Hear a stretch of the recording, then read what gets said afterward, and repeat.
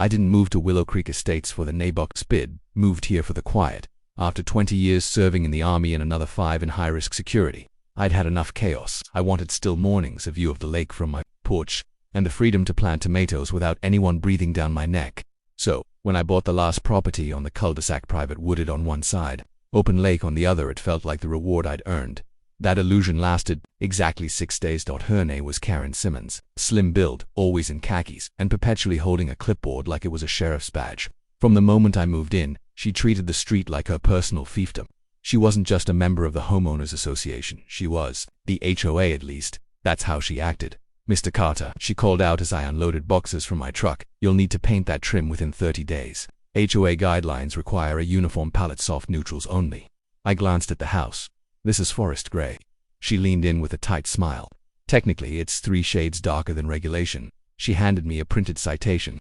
Not even a week in, and I already had my first violation. The next one came when Bailey, my golden retriever, barked once at a squirrel, unregistered pet noise. The slip read. The third was for my American flag. Apparently, it was placed at an aggressive angle. I began to realize this wasn't going to be the peaceful retirement I'd imagined. Then came the day I returned from a trip to town and saw it. Dozens of people, adults, kids, even a clown, had taken over my front yard.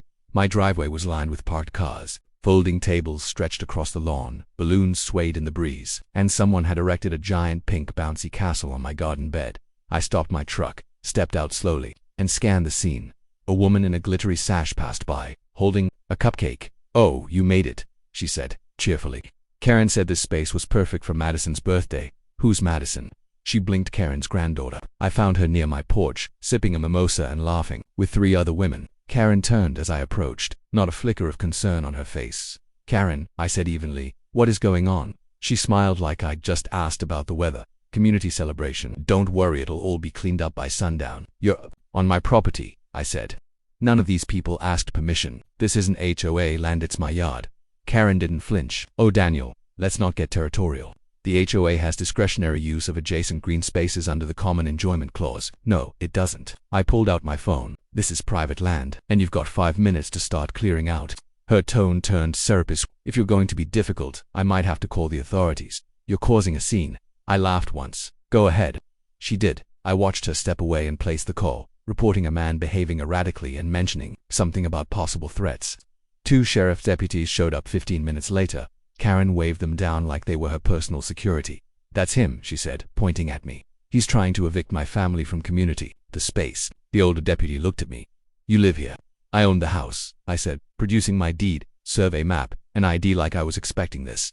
"And that bouncy castle sitting directly on my tomatoes." They asked a few questions.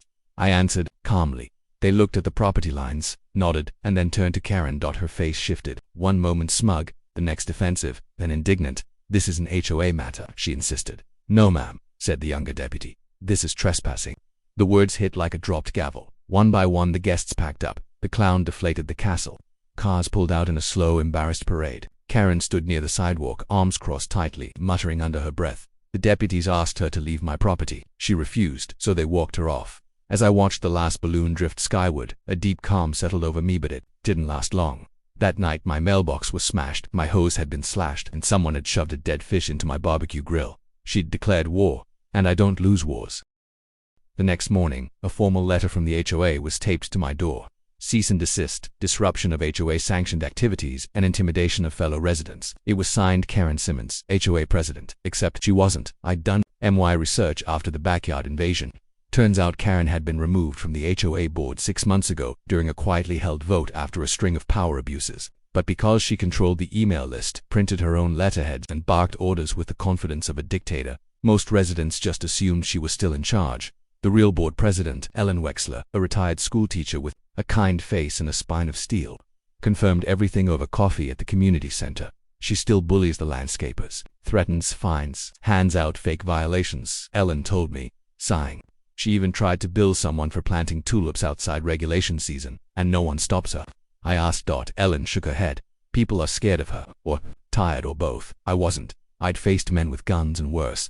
Karen's weapon of choice was paper and fear. It was time someone fought back with something sharper. The truth. That evening, I installed 3 new motion sensor security cameras, one facing the driveway, one toward the mailbox, and one catching the front porch. I also replaced the grill and had the slashed hose collected as evidence. No direct proof tied Karen to the vandalism yet, but I had no doubt who was behind it. Then, 3 nights later, she struck again. This time, at 11:47 p.m., my cameras caught her walking down the sidewalk in a long coat, looking both ways before slipping a yellow envelope into my mailbox. The next morning, I retrieved it. Inside was a handwritten warning: "This neighborhood has standards. Consider relocating. Before you ruin everything." That was enough. I filed for a restraining order citing harassment, vandalism, and false impersonation of an official. The sheriff's office took it seriously, especially after I showed them the footage. But processing takes time, and Karen wasn't slowing down by the weekend. New violations were being delivered to neighbors, dozens of them. Trash cans out 15 minutes early. Fine. Lawn edging, not HOA approved. Warning: she was cracking down hard, rallying control with desperation. I heard from 3 families who wanted to leave the neighborhood, altogether just to get away from her. "She's testing the limits," Ellen told me. "Seeing if she can trigger a reaction from the board or from you." She got one. A neighborhood meeting, not in secret, but officially through the real HOA, signed and stamped by Ellen herself. We gathered at the Lakeside Pavilion on Sunday morning. Over 30 residents showed up. I stood at the front with a projector and started with the footage: Karen trespassing, Karen stuffing my mailbox, Karen calling the cops and falsely claiming I was aggressive during her granddaughter's party. Gasps rippled through the crowd. Some people looked shocked, others didn't, like they'd just been waiting for someone to speak up.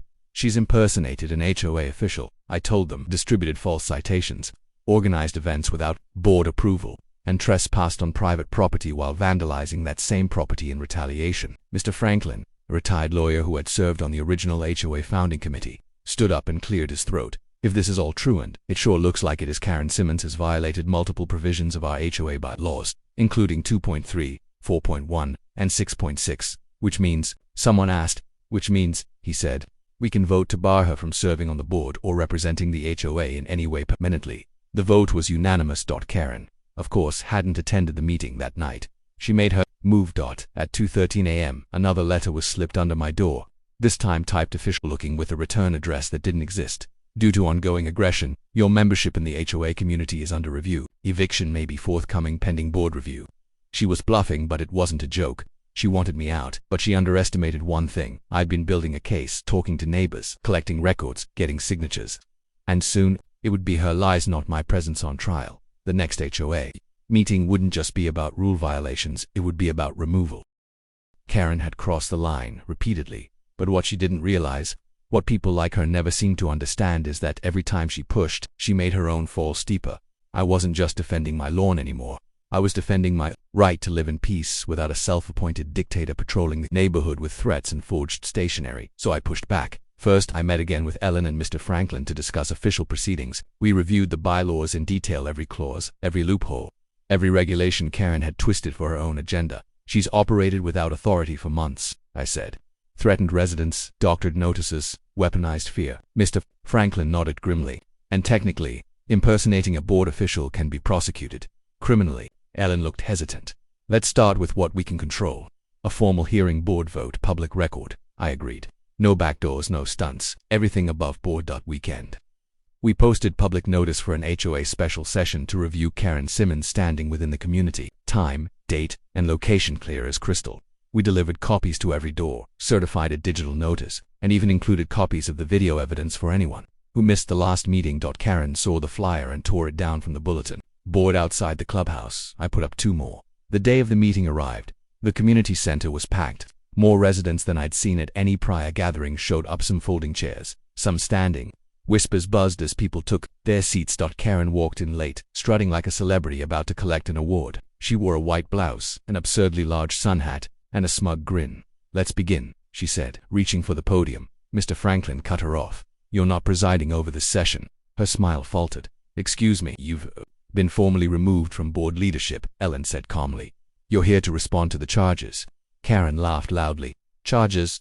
This isn't a courtroom. This is my neighborhood." "No," I said, stepping forward. "This is our neighborhood, and we're taking it back." The presentation was methodical. Karen's fake notices, her unauthorized use of HOA letterhead, her harassment of neighbors documented by statements from 10 different households, and of course, the footage of her trespassing on my lawn and slipping threatening letters into my mailbox. Karen shifted in her seat. For the first time, she looked uncomfortable. Mr. Franklin stood at the front and read aloud from the bylaws: any member who repeatedly abuses authority, falsifies documents, or endangers community welfare may be subject to permanent removal from all HOA functions by board vote. He turned to the residents. All in favor. Hands went up. Dozens of them. Karen sprang to her feet. You can't do this. I built this community. I've maintained the standards, the image, while the rest of you let it rot. Ellen stayed, seated, her voice quiet but firm. The vote is binding. Karen's mouth worked like she wanted to shout something else. Instead, she grabbed her bag and stormed out, slamming the door so hard it rattled the windows. The room fell silent for a moment. Then someone started clapping. It spread fast. By the time I left the meeting, people were coming up to me, my hand, thanking me. Several said they hadn't realized how much power Karen had stolen until they saw the evidence laid bare. Others asked how they could get involved in keeping the HOA transparent and fair. It was a turning point, but not the final one. The next morning I found a lawn sign planted at the edge of my property. Congratulations, dictator. Let's see how long you last. I wasn't surprised. Karen didn't go down easy. She'd lost her title, her influence, but not her obsession. I filed a new complaint with the sheriff's department, attaching the footage of her planting the sign at 2:01 a.m. The restraining order was approved 2 days later. Now, she wasn't just removed from the HOA, she was legally barred from coming within 100 feet of my home. But the war wasn't over yet. I'd dealt with her chaos. Now it was time to deal with the damage she left behind and make sure she never came back. For a brief moment, peace returned to Willow Creek Estates. No more forged citations, no more middle-of-the-night letters or sabotaged mailboxes. Karen's influence had been severed from the roots, but like a weed, she wasn't gone. Not really. She lingered, bitter and restless, finding ways to stir trouble from the sidelines. The restraining order kept her physically distant, but the ripples of her chaos still touched the neighborhood. A rumor here, a false accusation there. She couldn't stand the fact that the community had turned against her. Worse, that they'd rallied around me. So when she announced a community restoration assembly in the park near the lake, well, outside her 100-foot restriction, but just close enough to make a statement, I knew she wasn't done. Flyers began appearing again, though now unsigned.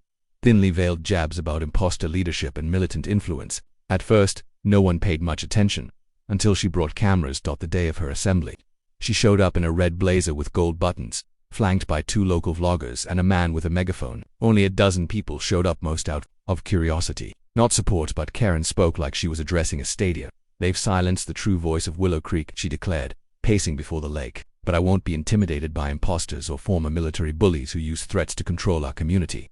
I stood behind the crowd, arms folded, saying nothing. She locked eyes with me across the park. You, she pointed, brought division, fear, surveillance. This used to be a neighborhood, not a prison yard. I didn't respond. I didn't have to, because this time I had backup from the crowd. Emerged Ellen, Mr. Franklin, and 2 current board members right behind them were 2 sheriff deputies, quiet, composed, and ready.